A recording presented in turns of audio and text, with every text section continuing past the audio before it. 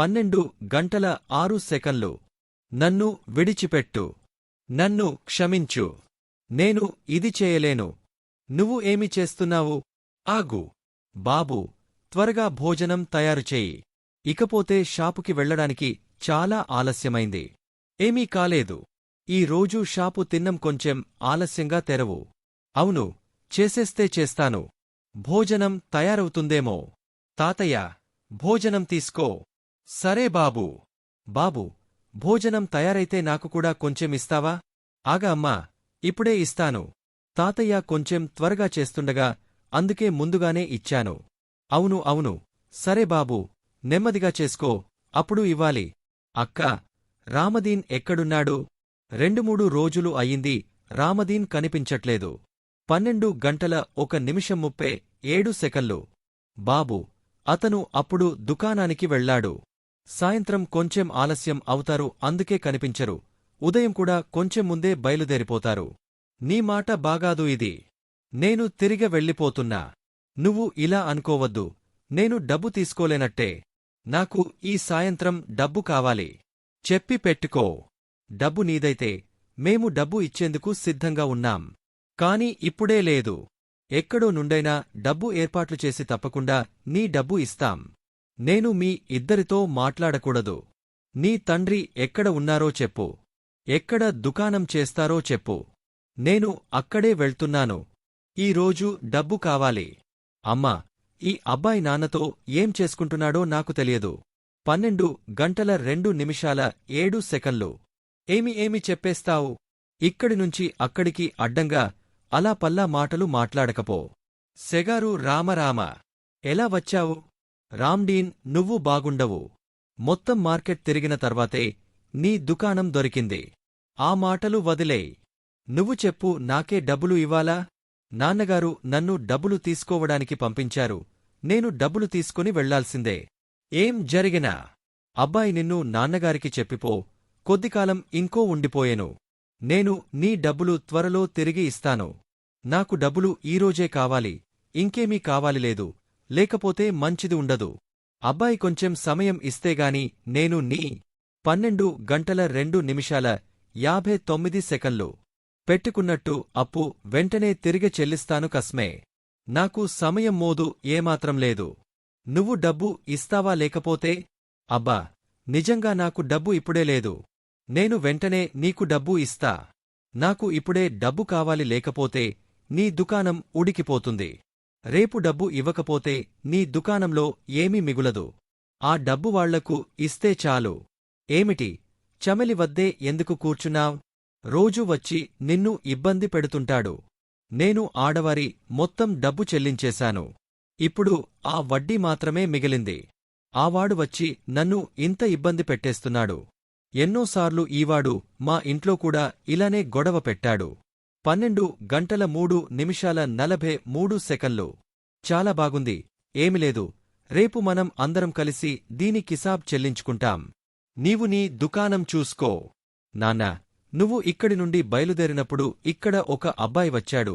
నీ దుకాణం ఏంటో అడుగుతున్నాడు. అవును అమ్మాయి, ఆ అబ్బాయి ఇంకో గ్రామం చౌదరి సాహెబ్ కొడుకు. అతనికి కొంచెం కష్టముంది. అతను దుకాణానికి వెళ్లాడు. ఆ మధ్యలో అతను నాతో ఇబ్బంది పెట్టాడు. నాకు దెబ్బతీస్తూ, నువ్వు అంతా ఇంతా సైకలైపోయావు. నువ్వు ఎలాంటి మాట చెప్పలేదు. దెబ్బతీస్తే ఏమి కాదు. అతను నా దుకాణం వస్తువులు తీసుకుని రోడ్డు మీద వేసేశాడు. ఆ సాలేకి తక్కువ పట్టలేదు. అది నాకు నాన్నగారితో ఈ మధ్యలో ఇబ్బంది పెట్టాడు. 12:04 నేను ఉదయం చూసేది కాదు. లేదు అబ్బాయ్, నువ్వు ఏమీ చేకు. వాళ్ళు చాలా చెత్తవాళ్ళు. వారిని నేను తెలుసు. నేను బాగా చూసుకుంటాను. నువ్వు ఆప్కో. వా తాతయ్యగారు, ఇంట్లోకి వా, తినిపించుకో. చౌధరి సార్ ఇక్కడ ఉన్నారా? లేరు అబ్బాయ్, ఊరు వెళ్ళిపోయారు. వారి కొడుకు ఇక్కడ ఉన్నాడు. చెప్పాలా పిలవాలా? అవును, పిలవండి. నువ్వు ఏమనుకుంటున్నావ్? నువ్వు నాపిత తాతతో దొంగతనం చేశావ్. వారి దుకాణం వస్తువులు రోడ్డు మీద విసిరావ్. సిఫారిస్ చేసేందుకు వచ్చావ్. డబ్బులు ఇవ్వాలనుకోవడం లేదు. నీ డబ్బులు ఇవ్వమని ఎవరూ చెప్పడం లేదు. కాని ఇలాగే డబ్బులు ఎవరు తీసుకుంటారు? వాళ్ళు నేనేం చెప్తున్నానో నేర్పిస్తా. ఎక్కడికి పరిగెత్తిపోతోంది నీవు? ఆలోచించుకున్నా తప్పించుకుందాని. నన్ను వదిలిపెట్టు. ఎక్కడికి వెళ్తావురా? ఆ అమ్మాయి వెళ్ళిపోయింది. రేపు చూద్దాం. రేణు ఎక్కడ ఉందో తెలీదు. ఉదయం నుంచి కనిపించలేదు. నాకు భయం పడుతోంది. ఎక్కడో చౌధరి ఇంటికి వెళ్ళి ఉండకపోతే బాగుంటుంది. నాకు తెలియదు. ఆ అమ్మాయి చాలా హడావుడి చేయేది. ఏదైనా నిర్ణయిస్తే అలా చేయకుండా ఉండదు. నాన్నా, ఆ చౌధరి కొడుకు నాతో అసభ్యంగా వ్యవహరించింది. నేను నీకు చెప్పిందేను, ఆ వాళ్ళు చాలా చెడ్డవాళ్లే. అయినా నువ్వు వినలేదు, వెళ్ళిపోయావు. నాన్నా, నేనే ఆ వాళ్లను సూటిగా చూపిస్తాను. ఏం జరగగానే సరే.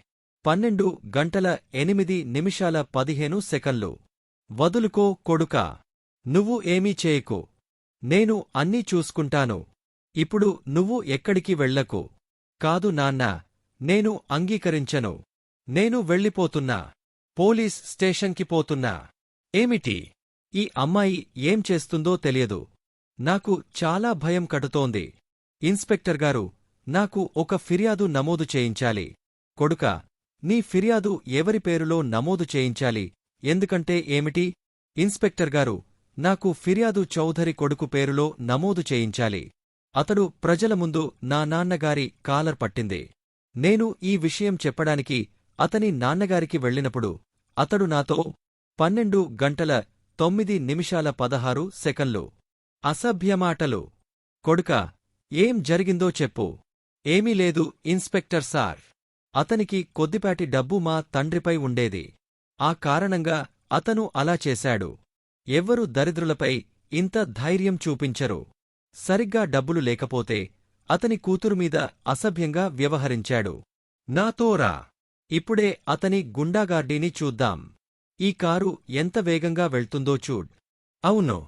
ఎక్కడికి పోతున్నారో పోలీసులు తెలియదు. చౌధరి ఎక్కడున్నాడు? బయటకు రా. ఏమైంది ఇన్స్పెక్టర్ సార్? ఎలా వచ్చావు? నువ్వు చాలా చాలా దరిద్రం చూపిస్తావుగా. నీ గుండాగార్డీకి ఇప్పుడే కట్టుదిట్టం వేస్తాను. చెప్పు కొడుకా, దీనితో ఏం చేయాలి?